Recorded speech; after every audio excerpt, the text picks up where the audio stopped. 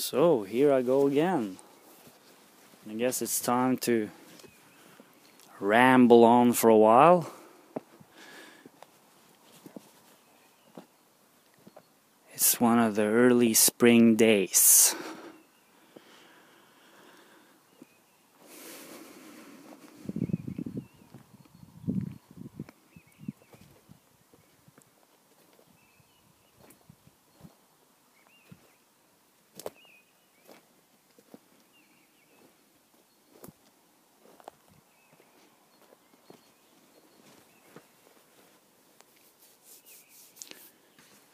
So what are we gonna talk about today?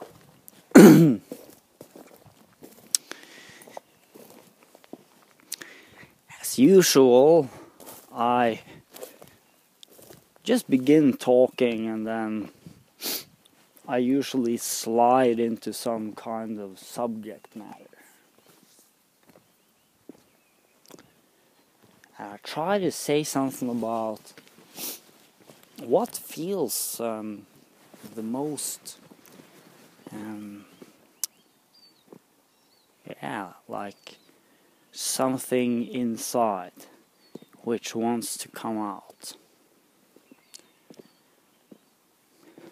Maybe I can kick off today with a theme which has interested me a lot in the last period of time. Really a lot just the last few days. And that's the question of ethics or morality or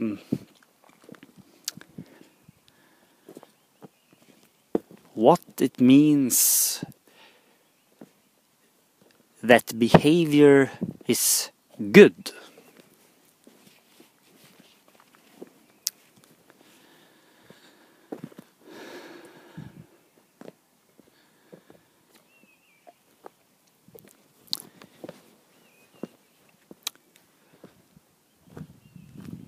Now I've looked at this for some time, and I have to admit I've been very inspired by someone called Jordan Peterson. And the things that he says about ethics and about the good life and the sort of moral obligations, you could say, that human beings have. We could also say moral possibilities, which sees it from a somewhat different angle. But I've been very inspired by what he's been talking about. And one of the ideas which he expressed, and it really rings well with me, let's put it that way, was that, first to give a little background, he had been looking at some of the really disastrous processes in human history, and especially Nazi Germany and communist Russia. And he tried to understand how could it happen that an entire society which was in very many ways extremely advanced culturally, with well-educated, informed people, what you could call responsible citizens, how could it happen that these societies could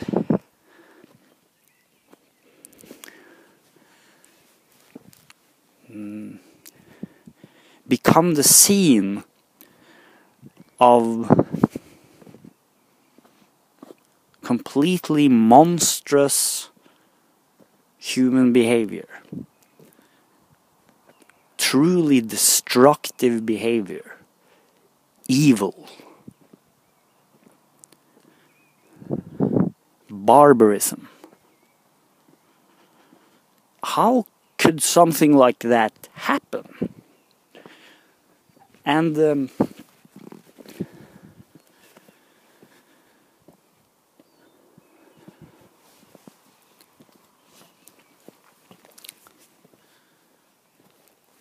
of course, it's a very complex issue. It's a great deal of different things that play together, obviously.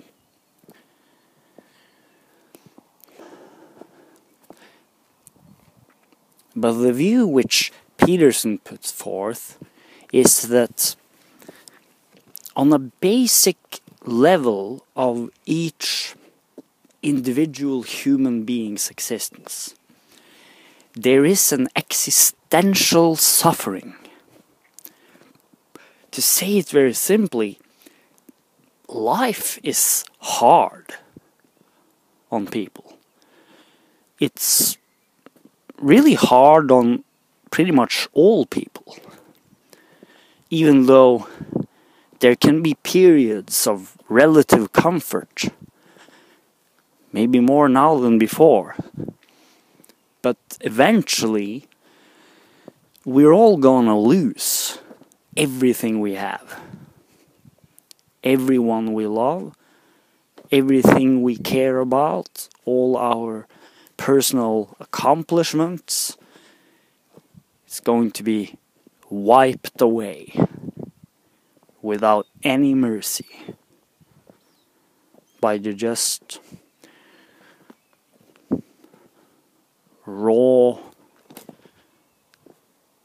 mercilessly just nature. The womb of nature will swallow us all. Just like the womb of nature has made us all emerge. So there is this sense that there is an existential suffering that we all have to endure as human beings, as biological creatures. But as human beings, it's a special case because we have this awareness of the fact that we are here and that we're not going to be here forever. And we are incredibly close to ourselves. Our self-preservation is a very powerful instinct. And in many ways, our own body is all we have. And yet, we know that it's not gonna last forever. And that everything is momentary. And another part of it is the confusion. We don't know where we came from. We can't even remember the day we were born. We don't know where we're going. Neither individually nor collectively. We have a lot of theories. Maybe we know some data. But if you consider each human life in total, it is a vastly complex world that we are thrown into without knowing anything and being raised as children by other people around us who don't know anything either. And so it goes back for thousands of years, and each person who is born today comes into the game at a late stage. Maybe it's also an early stage, and much is yet to follow. But they're coming into the game while the game is playing out, and we have to figure out on the spot what's going on. And the more we learn, the more we see that we don't have a complete understanding of anything at all. And that it is a vastly, magnificently and terrifyingly great world that we're a part of. It's so much bigger than us that we can't conceive of it. And that's a very strange position to be in. It is a strange position. So there is an existential suffering which underlies our whole existence. Now, Peterson's view was that one common trait which you could see in these societies, which had developed into these grotesque scenarios where people actually behave in an evil way. One thing which goes through them is a paralyzing level of deceit, of lying, or of a kind of tense, unnatural silence,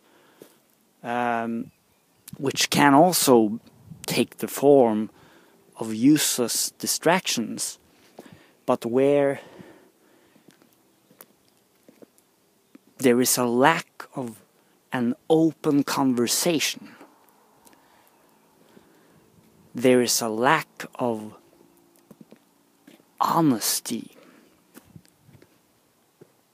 of authenticity, and of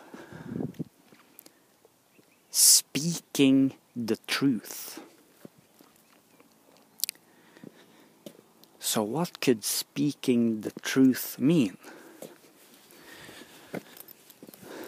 Now, I've also gone through my period of relativism,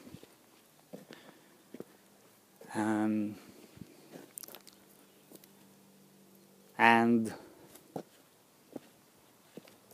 I'm very familiar with the ideas that criticize our ability to say the truth. First of all, because we don't know the whole truth, and also because it is difficult to really use words to describe anything at all with total accuracy. Words are only infinitely vague approximations. But, and here's the point, this is all good, but we have to add to this that the words have a meaning to some extent. And they have a representative meaning which is not to be underestimated. And in a practical context, to tell the truth will mean to say it as truthfully as I can now.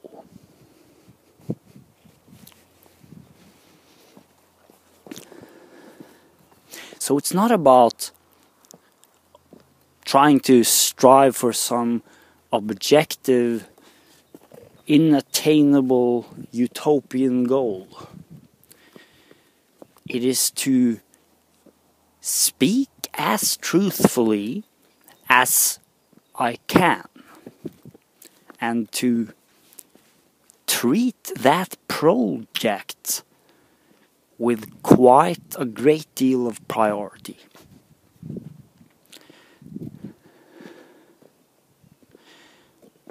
And when I heard Jordan describe it like this, I just felt that this just has to be spot on. It just feels so correct. And one thing that I've observed myself, and I've seen it, I've felt it inside, and I've heard it in things said by others, expressed by others for a long time. And that is that the human being, on a very deep level, we have a great respect for the truth. And if we didn't have that respect, we would not be where we are today. When I say where we are today, we have in many ways been capable of building something which is completely unique in the whole universe that we know of. And which, even though it is incomplete, and even though it may be still quite disharmonized with the rest of the ecosystem, it is something unlike anything else. And it could become harmonized, and we could live harmonically together with the ecosystem and together with each other. And at the stage we are now in our development, we could do it if we so decided.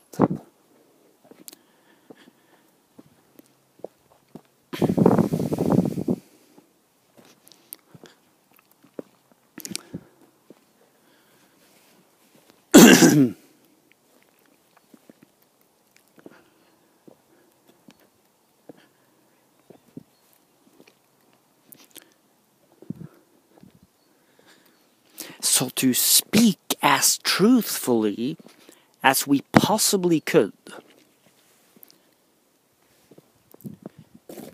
this is something which, on the one hand, it will prevent this sort of evil from happening. And it will also open up entirely new and unexpected paths of solving problems in ways we had so far never considered.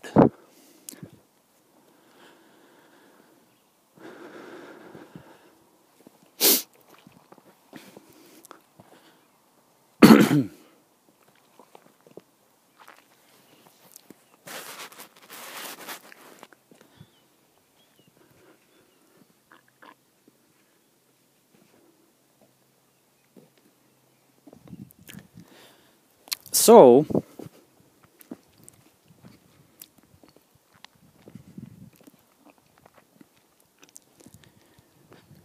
this is something which very much interests me.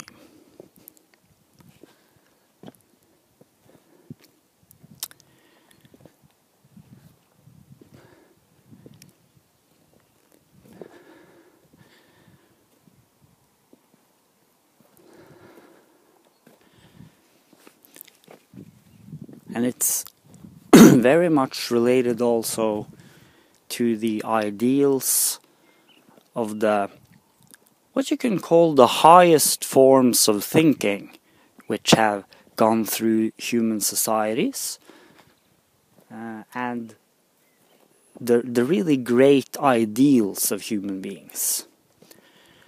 Our ability to think intelligently, to act intelligently, and to learn from experience.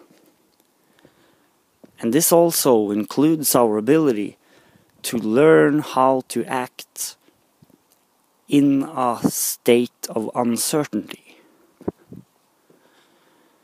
And this includes an ability to have a mental flexibility where we can let new data inform us, where we are willing to change our mind, and we are willing to drop as far as we can unnecessary assumptions and pretensions of knowing more than we actually know.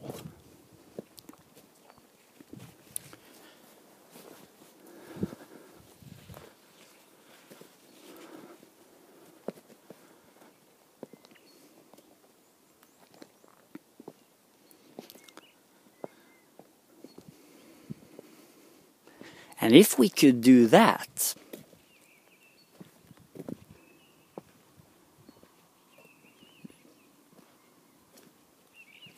then the whole situation which humanity now happens to be in may transform into something very wonderful. Something wonderful will happen.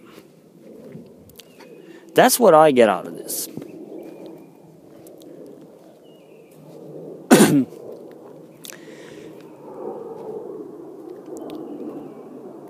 And this is related also to something Sam Harris has talked about a lot. He has a very nice little book called Lying, where he argues that even what we call white lies, that we consider to be innocent, if we think rationally about the entire situation we're in and all the consequences that we will have to expect,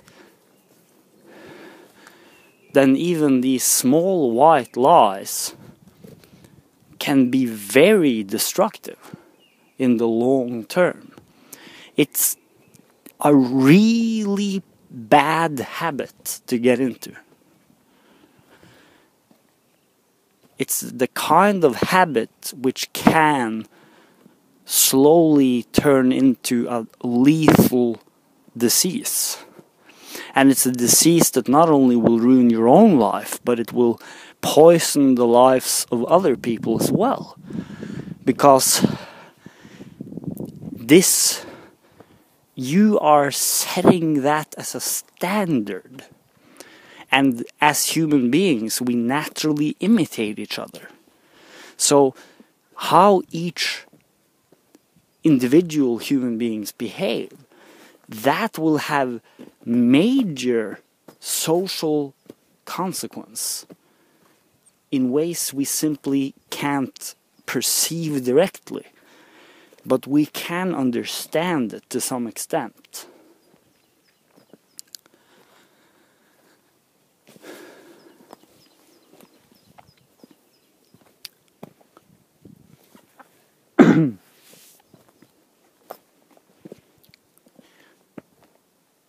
We can understand it to some extent.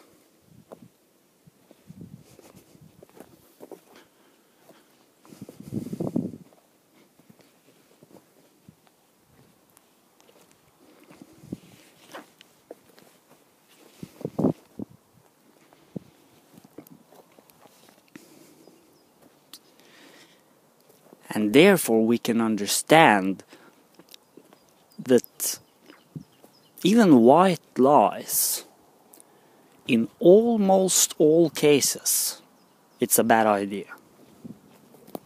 And in almost all cases, you're gonna pay. Or someone's gonna pay.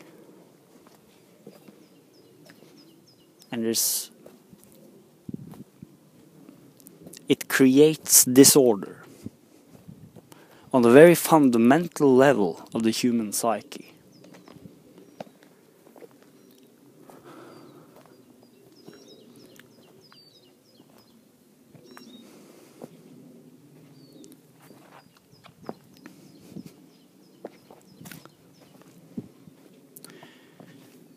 So the conclusion which seems to come out of this is that if we want society to be better, we have to begin with ourselves. And we have to try to live the best life we can as individual, personal human beings. To try to learn as much as we can from experience and gain as clear a perspective on reality as we are capable of. And use that perspective on reality to be skillful as we can in the art of living. And some people will specialize in some area, others in other areas, and there are important differences between people's talents and interests. And that's a part of the natural order. And this is what makes also humanity as a whole so incredibly powerful. And I want to end with this point, which also Peterson mentioned. And that is our respect for human beings. Our respect for ourselves, for each other, for our culture, for our species, for this unique species, unlike any other.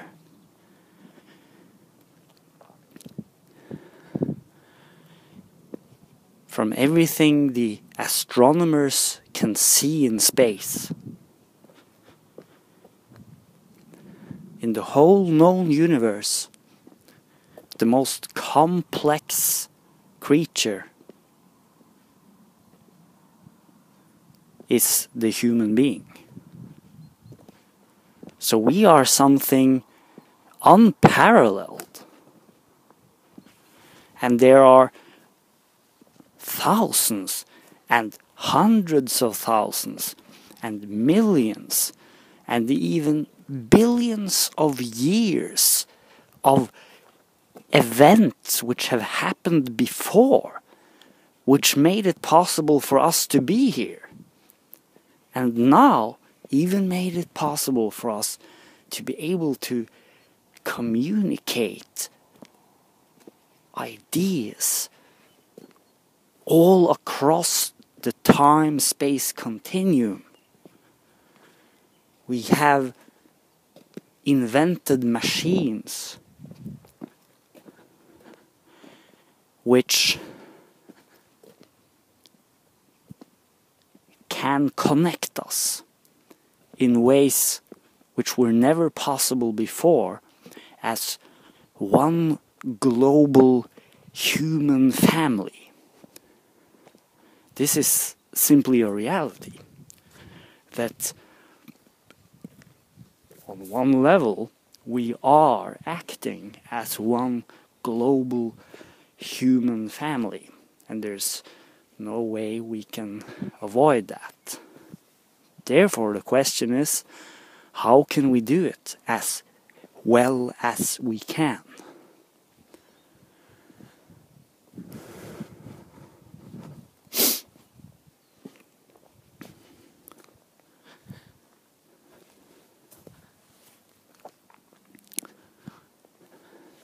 And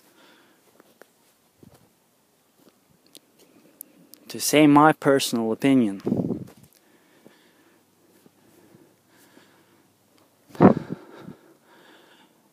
every single person that I have known well in my life has been a genius. They've been a superstar. They've been a magnificent, glorious, beautiful creature. A whole world in themselves. And when I'm in town, I look at the people. And when I look at their eyes, I see greatness. There is this spark of greatness. And it's in there. You just look at their eyes and you know it's in there. Maybe it's hiding, but it's in there. And when you hear their voices, you can hear that faint vibration of wisdom.